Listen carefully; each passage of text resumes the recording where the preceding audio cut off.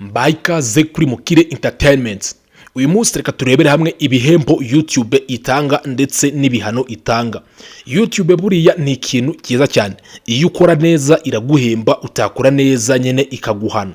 Reka turebe ibihembo YouTube itanga ndetse n'ibihano itanga kugira ngo ugire ibyo ukosora. Niba ukeneye ko izaguhemba ukore neza, niba wumva ko itazaguhemba nyene ukagira amakosa ukora nabwo witegure ko izaguhana. Ibyo nibyo tugiye kurebera hamwe muri iyi video.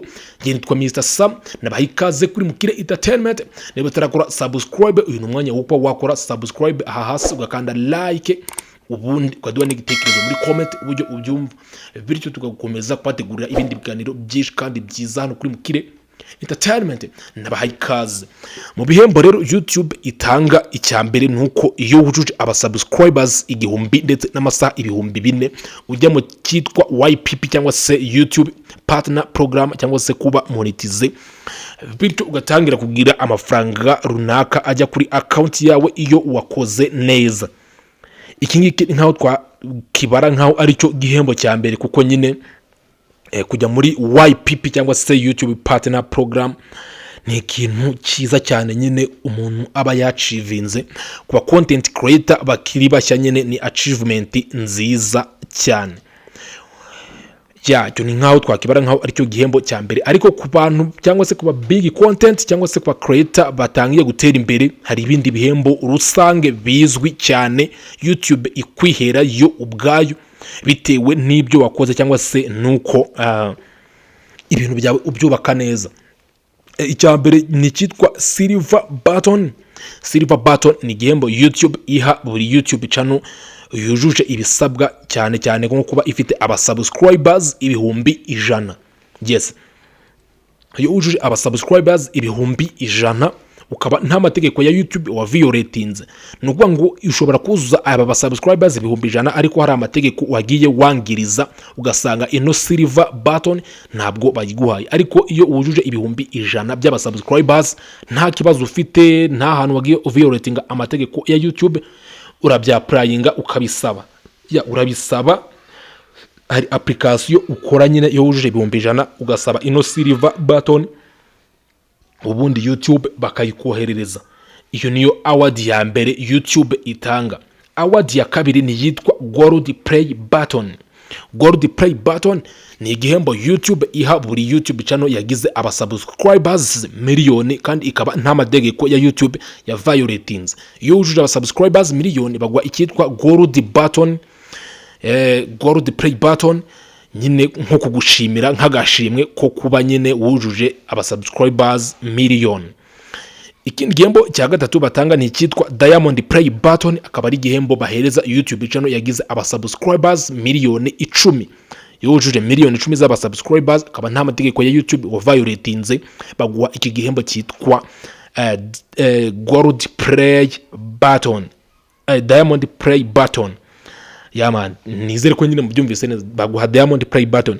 Hanyuma iyo wujuje abasubscribers 1,50,000, abasubscribers 1,50,000 uhabwa igihembo bita Custom Play Button cyangwa se Red Diamond.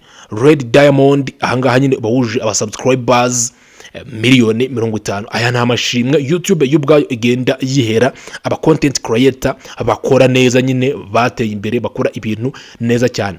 Ibi byose iyo umaze kuzuza aba subscribers nta mategeko wa violatinze, ubundi urabisaba bakakoherereza ibi bihembo cyangwa se aya ma award.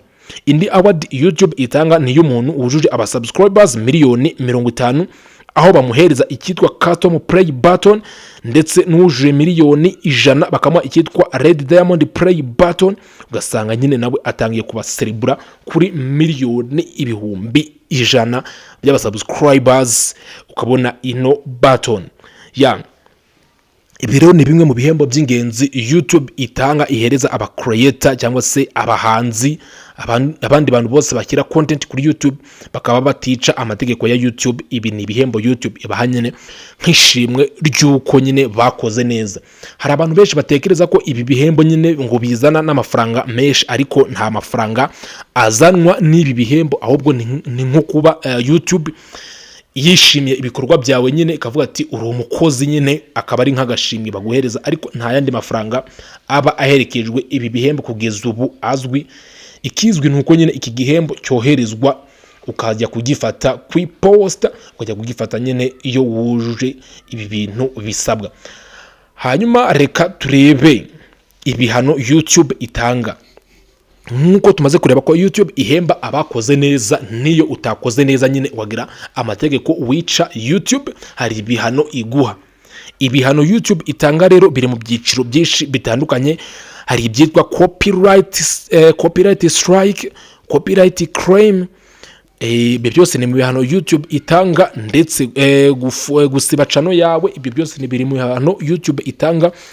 Kuba bagukura mu cyitwa YPP cyangwa se kudemonetiza ukava muri YouTube partner program, ibyo byose biri mu bihano YouTube itanga.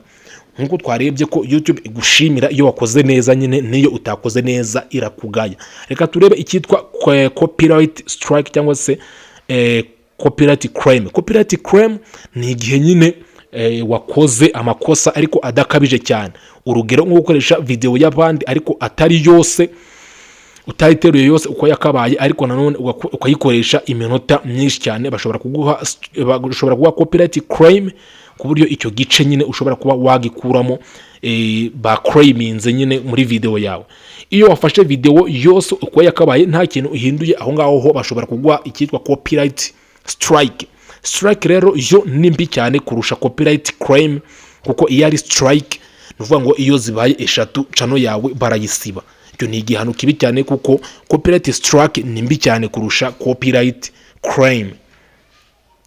Mu bindi bihano rero YouTube itanga iyo ufite iyi strike, hari ibihano YouTube iguha. Urugero nko kukubuza kuba wakora live kuri YouTube channel yawe, ntabwo uba ubyemerewe mu gihe cy'ibyumweru 2. Iyo ugize strike ya mbere ntabwo uba wemerewe kwa uploadinga mu byumweru 2, ntabwo uba wemerewe no gukora live mu byumweru 2, ndetse ugomba kwitonda kuko iyo izi strike zibaye 3 channel yawe ihita igenda.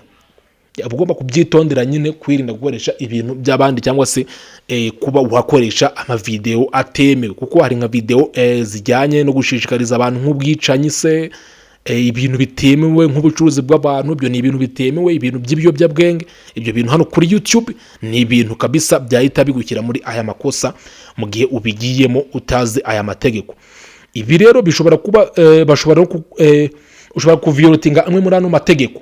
Urugero bakakudemonetiza mu gihe ukoresha ibintu by'abandi, bakaguha copyright strike cyangwa se copyright claim, ugasanga barakudemonetije igihe wabaye monetize, ugasanga nyine uvuye mu cyitwa YouTube partner program. Ibyo rero akaba ari ibintu bigenda byangiza history yawe kuri YouTube. Niyo mpamvu ukwiriye kumenya amategeko n'amabwiriza hano kuri YouTube, ujye ukora ibintu ubuzi icyo bishatse gusobanura.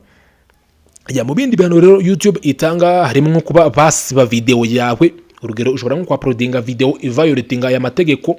Urugero nk'izo zishishikariza ubucuruzi bw'ibiyobyabwenge, zishishikariza ibikiniki byose bitemewe nyine. Ibyo byose ni ibintu YouTube nayo itemera, bashobora guhita bakuraho video ako kanya ukiuploadinga. Urugero hate speech, imvugo zo kubeshya nyine, ibintu byo kubeshya, ibintu bya terrorism, ibintu cyangwa se by'iterabwoba. Ibintu by'iterabwoba nabyo ni ibintu bigaragara ko YouTube idashyigikira cyangwa se itakira kuba content creator. Ikindi nko kuba channel yawe bayihagarika, wajya muri suspension ukamara amezi 3 utemerewe kwa uploadinga. Ibyo nabyo biri mu bihano YouTube itanga, ariko igihano cya nyuma gusiba channel yawe mu gihe wa violatinze amategeko. Baravuga bati uyu muntu nta tolerance nyine, ugasanga channel barayikubise iragiye.